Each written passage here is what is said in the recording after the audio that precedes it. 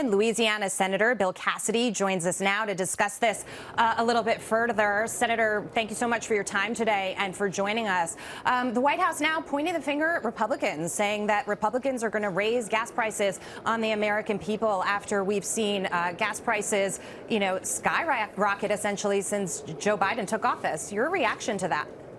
You know, they must sit in a back room and figure out how are we going to spin this so that we evade the blame.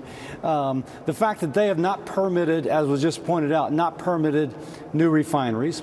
They subsidize effectively the conversion of present refineries into going into alternative fuels, and they refuse to acknowledge all the House legislation effectively does is say have a plan to refill the Strategic Petroleum Reserve so that in the future we don't pay more.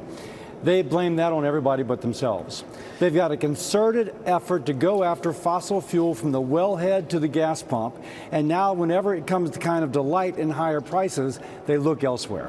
Senator, you listen to Secretary Granholm talk about why we've got higher prices, and she's blaming the weather, and she's blaming China reopening, which Jackie said are things we can't control. It feels to me like we're playing roulette with energy. We're just hoping that the weather lands in the right spot or China lands in the right spot, but we're not doing anything to take control of the resources we have. And it sounds, Senator, like that's not going to change. You know, by the way, congratulations on your second day. I'm honored to be there. Thanks.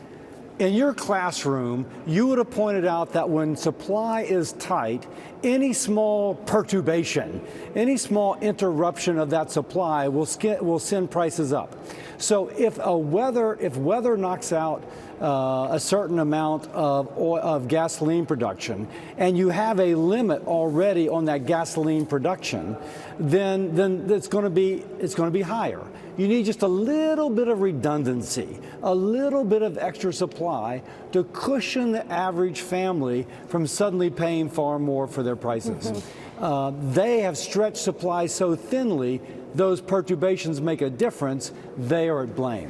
Senator, some of that extra supply comes from the relationship with oil companies investing in CapEx. And I'm curious how you think about the relationship with oil, of making them a little bit more willing, that instead of turning cash flow and profits back to shareholders, making them a little bit more willing to invest in CapEx to help increase production. How are you looking at that relationship? This administration has used the SEC. They've put up people who wanted to use the Fed. They've used a variety of mechanisms to strangle investment in production of new oil and gas and those type of resources. So you absolutely have to have an investment environment which gives certainty. And there is no certainty right now in that investment environment. So the administration can, we've met the enemy, and it is the administration doing whatever they can to drive up prices, and on the other hand, wanting to have plausible deniability that it is their fault. Really appreciate your time, Senator. Thank you for joining us and for being with us here today. Want to get a quick check, of course, on these markets. Another volatile